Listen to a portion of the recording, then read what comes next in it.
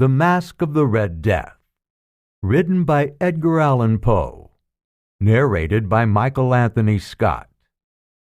The Red Death had long devastated the country.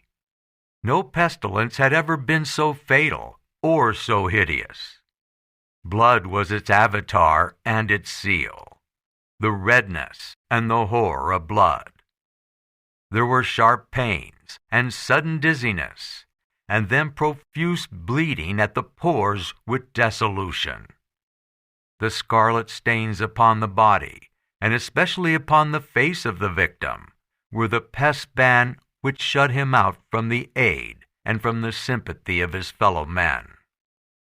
And the whole seizure, progress, and termination of the disease were the incidents of half an hour. But the Prince Prospero was happy and dauntless and sagacious. When his dominions were half depopulated, he summoned to his presence 1,000 hale and light-hearted friends from among the knights and dames of his court, and with these retired to the deep seclusion of one of his castellated abbeys. This was an extensive and magnificent structure, the creation of the prince's own esoteric yet august taste. A strong and lofty wall girdled it in. This wall had gates of iron.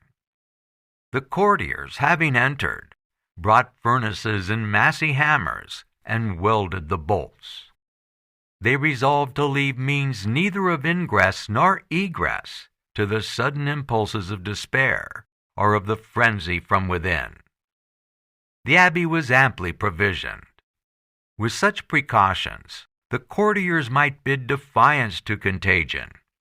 The external world could take care of itself. In the meantime, it was folly to grieve or to think. The prince had provided all the appliances of pleasure. There were buffoons, there were improvisatori, there were ballet dancers, there were musicians, there was beauty, there was wine. All these and security were within. Without was the Red Death.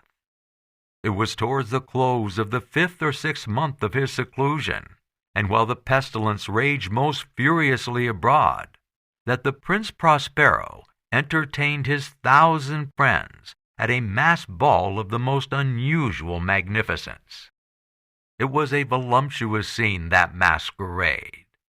But first, let me tell of the rooms in which it was held. These were 7, an imperial suite.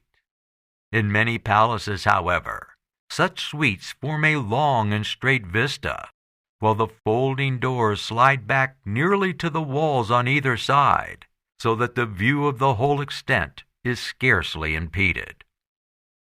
Here the case was very different, as might have been expected from the Duke's love of the bizarre.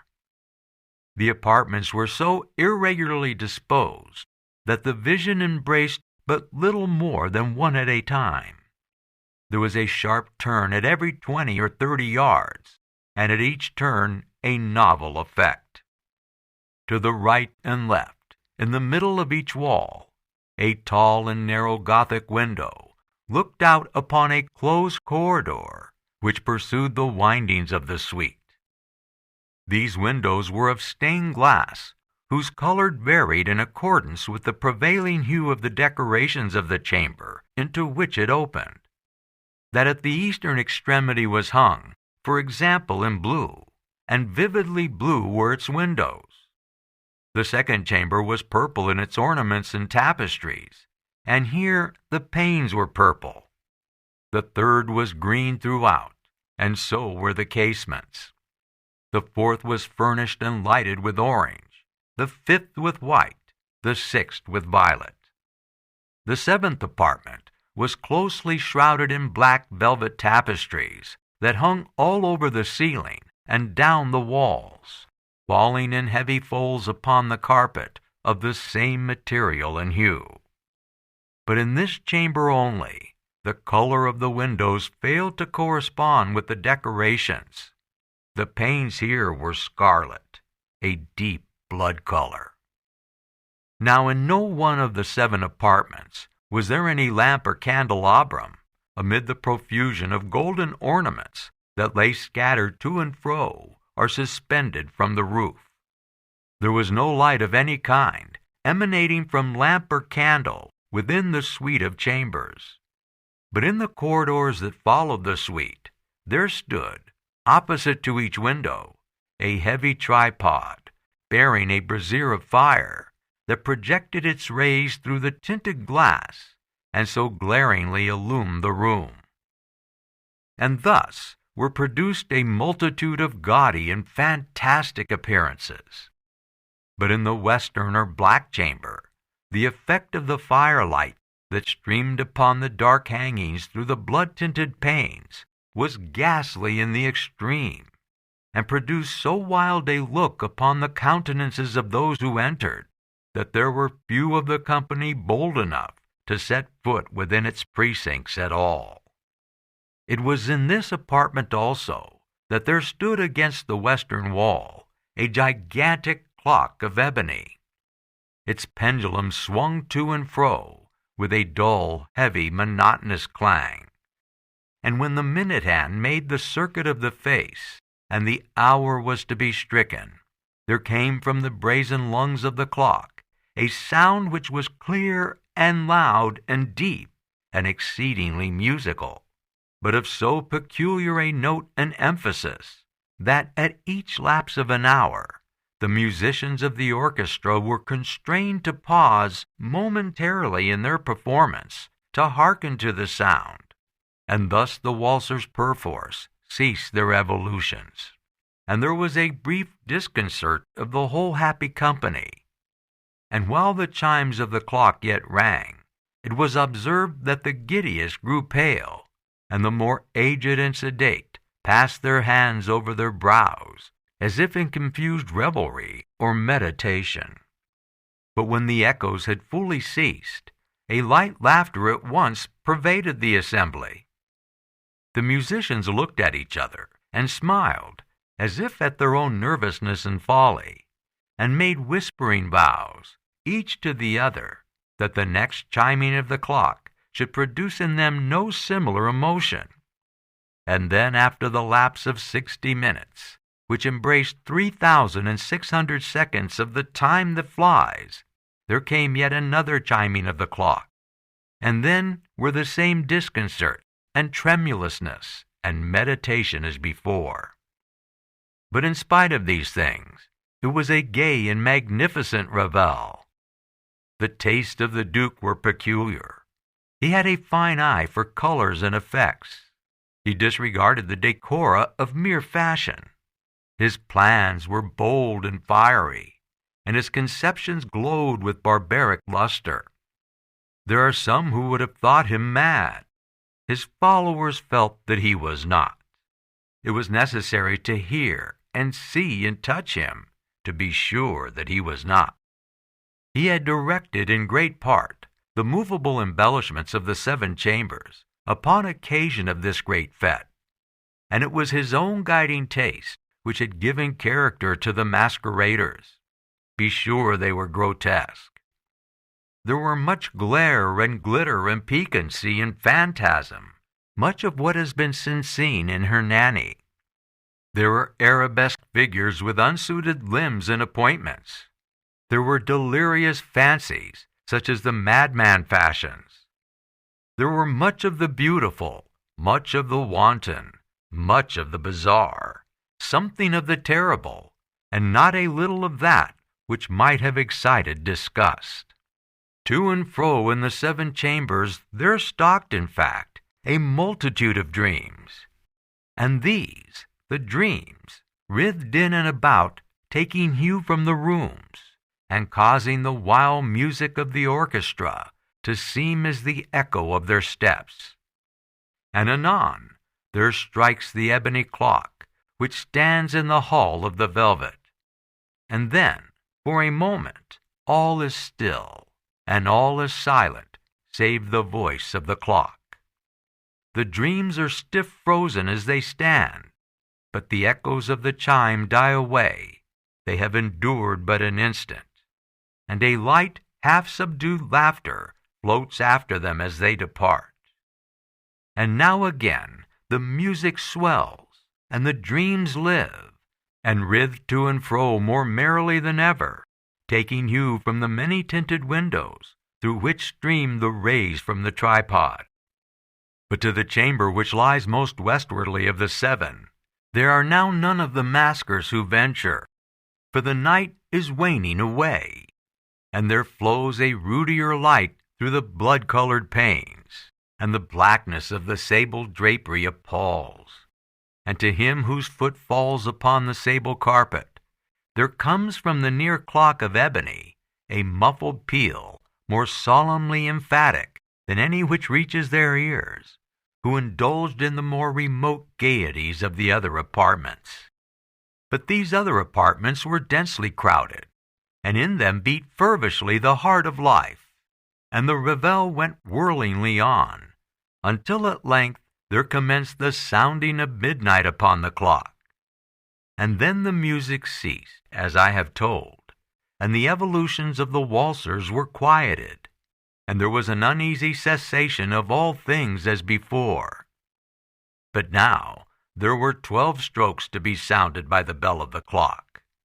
And thus it happened, perhaps, that more of thought crept, with more of time, into the meditations of the thoughtful among those who revelled. And thus, too, it happened, perhaps, that before the last echoes of the last chime had utterly sunk into silence, there were many individuals in the crowd who had found leisure to become aware of the presence of a masked figure which had arrested the attention of no single individual before. And the rumor of this new presence having spread itself whisperingly around, there rose at length from the whole company a buzz or murmur expressive of disapprobation and surprise, and finally of terror, of horror, and of disgust. In an assembly of phantasms such as I have painted, it may well be supposed that no ordinary appearance could have excited such sensation. In truth, the masquerade license of the night was nearly unlimited, but the figure in question had out-Heroded Herod, and gone beyond the bounds of even the prince's indefinite decorum. There are chords in the hearts of the most reckless which cannot be touched without emotion. Even with the utterly lost, to whom life and death are equally jest, there are matters of which no jest can be made. The whole company, indeed, seemed now deeply to feel that in the costume and bearing of the stranger neither wit nor propriety existed. The figure was tall and gaunt, and shrouded from head to foot in the habiliments of the grave.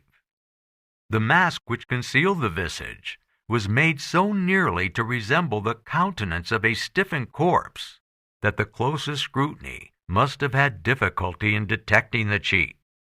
And yet all this might have been endured, if not approved, by the mad revelers around. But the murmur had gone so far as to assume the type of the Red Death. His vesture was dabbed in blood, and the broad brow, with all the features of the face, was besprinkled with the scarlet horror. When the eyes of the Prince Prospero fell upon this spectral image, which with a slow and solemn movement, as if more fully to sustain its role, stalked to and fro among the waltzers, he was seen to be convulsed, in the first moment, with a strong shudder, either of terror or distaste, but in the next, his brow reddened with rage. "Who dares," he demanded hoarsely, of the courtiers who stood near him, "who dares insult us with this blasphemous mockery? Seize him and unmask him, that we may know whom we have to hang at sunrise from the battlements." It was in the eastern or blue chamber in which stood the Prince Prospero as he uttered these words. They rang throughout the 7 rooms loudly and clearly, for the prince was a bold and robust man, and the music had become hushed at the waving of his hand. It was in the blue room where stood the prince, with a group of pale courtiers by his side. At first, as he spoke, there was a slight rushing movement of this group in the direction of the intruder, who at the moment was also near at hand, and now, with deliberate and stately step, made closer approach to the speaker. But from a certain nameless awe, with which the mad assumptions of the murmurer had inspired the whole party, there were found none who put forth hand to seize him, so that unimpeded he passed within a yard of the prince's person. And, while the vast assembly, as if with one impulse, shrank from the centers of the rooms to the walls, he made his way uninterruptedly, but with the same solemn and measured step which had distinguished him from the first. Through the blue chamber to the purple, through the purple to the green, through the green to the orange, through this again to the white, and even thence to the violet, ere a decided movement had been made to arrest him.